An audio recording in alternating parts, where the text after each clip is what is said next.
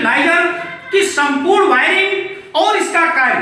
तो यहां आप देख सकते हैं डायग्राम हमने पहले से बना दिया है ताकि समय ज्यादा ना लगे। यहां पर मैंने manual voltage stabiliser main auto transformer 9 wire, ये 9 तार का मेन ऑटो ट्रांसफार्मर है। तो यहां पर इसका कार्य जो आपको हम समझाएंगे, आपको वायरिंग ऐसे ही करना है।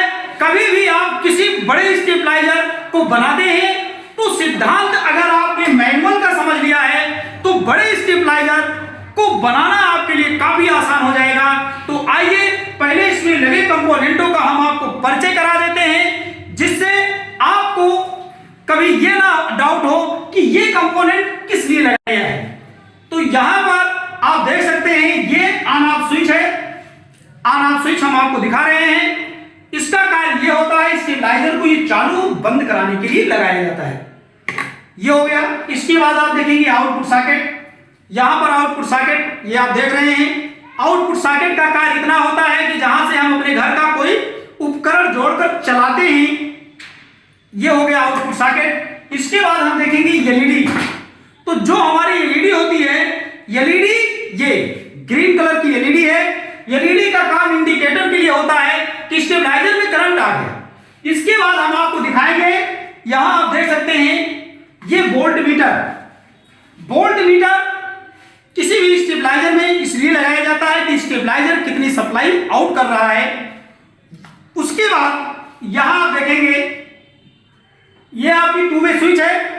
ये टू वे स्विच, इसमें कुल कनेक्शन के लिए 3 पिने होते हैं। ये वोल्टेज को अप और डाउन कराने के लिए लगाया जाता है। इसके बाद आप देखेंगे रोटरी स्विच। तो ये आपकी रोटरी स्विच होती है। ये 1/8 पोल स्विच होती है। इसमें 9 पिने होती हैं, 8 पिन इसकी किनारे होती है और कॉमन पिन इसकी बीच में होती है। इसको जब हम घुमाते हैं तो वोल्टेज कम ज्यादा होता है। और मैं आपको दिखा दूं ये ऑटो ट्रांसफार्मर, इसमें कुल मिलाकर के ये 9 तार होता है। तो यहां पर आप ये देख सकते हैं इसका जो जीरो वाला तार है, ये जीरो वाला तार सबसे अलग होता है। ये सिंगल तार होता है यहां पर। तो इस तरह से कंपोनेंटों का हमने तो आपको परिचय करा दिया। अब इन कंपोनेंटों की वायरिंग आपको कैसे करना है, एक बार आपने अगर ध्यान से समझ लिया है तो कभी भी आपको स्टेबलाइजर के कनेक्शन में किसी काउंटर से मदद नहीं लेनी होगी। तो आइए पहले हम इसकी वायरिंग को करके देखते हैं। तो वायरिंग के लिए यहां पर जो हमारी मेन लीड होती है, जहां हमें न्यूट्रल फेस देना होता है, उसमें सबसे पहले हम न्यूट्रल सप्लाई को जोड़ेंगे। ये यहां से हमारा न्यूट्रल निकल रहा है। तो न्यूट्रल मेन लीड का एक तार हम न्यूट्रल मानकर आउटपुट सॉकेट, वोल्ट मीटर और वहीं से एलईडी की 2 पिनें होती है, दोनों में किसी एक को जोड़ देती है। और यही न्यूट्रल आपका यहां से मेन ऑटो ट्रांसफार्मर की सिंगल वाले तार से, जो सिंगल वायर इसमें होगा सबसे अलग, यहां से जोड़ देंगे। इसके बाद फेज सप्लाई आपका ऑन ऑफ स्विच पे आएगा। ऑन ऑफ स्विच के दूसरे वाले पिन से आपको निकालकर रोटरी स्विच के कॉमन से, जो पिन सबसे अलग होगी स्विच में, इसके कॉमन से जोड़ देना है। और रोटरी के बाकी पिनों का कनेक्शन आपको मेन ऑटो ट्रांसफार्मर से विपरीत क्रम में जोड़ देना है। जैसे इसका 1 नंबर, इसका 8 नंबर। अगर ये आपको समझ में नहीं आ रहा है, क्योंकि ट्रांसफार्मर पे नंबर नहीं लिखा होता, तो इसमें नंबर जब नहीं होता तो नंबर आप चाहे इसमें एक यहां से मानो या आप एक यहां से मानो, सीरियल वाइज आप इसका कनेक्शन कर दीजिए। इसके बाद इसके 1 और 8 से 2 तार निकालिए और दोनों को निकालकर टू वे स्विच के अप और डाउन से जोड़ दीजिए। फिर इसके बीच वाले से आपको एक तार और जोड़ना है। तो ये बीच वाला तार जब आप जोड़ के निकालेंगे तो यहां से जो सप्लाई आउट होती है, इसको बोलते हैं स्टेबलाइज वोल्टेज। तो यहां बीच वाले से आपका स्टेबलाइज वोल्टेज निकलेगा और ये निकलकर आउटपुट सॉकेट, वोल्ट मीटर और आपका जो इंडिकेटर के लिए एलईडी लगी है, वहां से इसका तार जोड़ देंगे। तो इस तरह से इसकी वायरिंग कंप्लीट हो जाती है। अब हम आपको बताएंगे इसका वर्क, कार्य इसका क्या होता है, कैसे स्टेबलाइजर वोल्टेज को घटाता है और कैसे वोल्टेज को बढ़ाता है। इसका सिद्धांत हम आपको बताएंगे। यहां आप समझ सकते हैं कि जब किसी स्टेबलाइजर में हम वोल्टेज को बढ़ाते हैं तो स्टेबलाइजर कार्य करता है, घटाते हैं तो भी कार्य करता है। तो ये कैसे कार्य करता है, इसके लिए आप सबसे पहले ये समझ लें कि ये जो आपका ऑटो ट्रांसफार्मर है, ये स्टेप अप और स्टेप डाउन दोनों प्रकार से ये अकेले पता चला हमारे घर में वोल्टेज बहुत कम आ गया। तो ये बढ़ाया कैसे, हम इस पे चर्चा करने वाले हैं। तो पता चला हमारे घर में जो भी सप्लाई आई है वो सप्लाई यहां घट के आ रही है। तो जब यहां घट के आ रही है तो आउटपुट सॉकेट से पता चला कि जब घट के आ रही है तो स्टेबलाइजर कैसे यहां बढ़ा के देता है। तो इसके लिए आपका ये जो न्यूट्रल सप्लाई है ये तो आपके पूरे स्टेबलाइजर में जहां भी न्यूट्रल जुड़ा है हर जगह तो ये न्यूट्रल जा रहा है।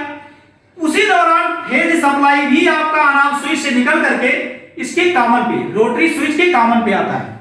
तो जब इसके कॉमन पे आता है, अब पता चला कि इस समय हम रोटरी स्विच को किसी एक पिन से जोड़ दे, घुमा करके सेलेक्ट कर दिए हैं। तो जब हम इसको सेलेक्ट कर देते हैं तो पता चला कि ये इस समय पता चला कि 5 से सेलेक्ट है या पता चला इसके 8 नंबर से सेलेक्ट है। तो उस समय इसके किसी एक पिन से आप सेलेक्ट किए ही रहेंगे घुमा करके। तो उस समय जैसे पता चला कि आपने इसके 5 नंबर से सेलेक्ट किया है तो उस समय फेज सप्लाई इसके 5 से निकलेगा, बाकी पिनों पर कोई वोल्टेज डायरेक्ट नहीं जा रहा है। तो ये फेज सप्लाई अगर 5 नंबर पे आ रहा है तो 5 नंबर की सप्लाई जाएगा 4 नंबर पर। अब यहां थोड़ा ट्रांसफार्मर के सिद्धांत के बारे में हमें समझना होगा कि जब किसी कॉइल के किसी एक लूप पर, जहां कई लूप निकले होते हैं, उसके किसी एक लूप पर अगर हम फेज सप्लाई देते हैं तो उसके बाहर की कॉइल स्टेप अप ट्रांसफार्मर की भांति वोल्टेज को बढ़ाएगा और दी गई सप्लाई के अंडर जो भी वायर आते हैं जैसे 3 2 1 तो ये स्टेप डाउन ट्रांसफार्मर की भांति वोल्टेज को घटाएगा। अर्थात यहां वोल्टेज घटकर मिलेगा और इस कॉइल पर वोल्टेज बढ़कर मिलेगा। ये ट्रांसफार्मर की विशेषता होती है। तो 8 नंबर का वोल्टेज बढ़ जाता है तो ये बढ़ी हुई सप्लाई हमारे 2-वे स्विच में आप देखेंगे यहां अप लिखा है, तो बढ़ा हुआ वोल्टेज अप पे आता है, अप माने ऊपर, इसलिए यहां अप लिखा जाता है क्योंकि यहां बढ़ी हुई सप्लाई आती है। और आप देखेंगे हमने फेज 4 को दिया था तो 1 का वोल्टेज इस समय सबसे कम है, तो सबसे कम वोल्टेज इसके 8 नंबर पे आ रहा है और 8 नंबर से सबसे कम सप्लाई निकल करके आप देखेंगे यहां डाउन लिखा है, इसलिए 2-वे स्विच में यहां डाउन लिखा जाता है।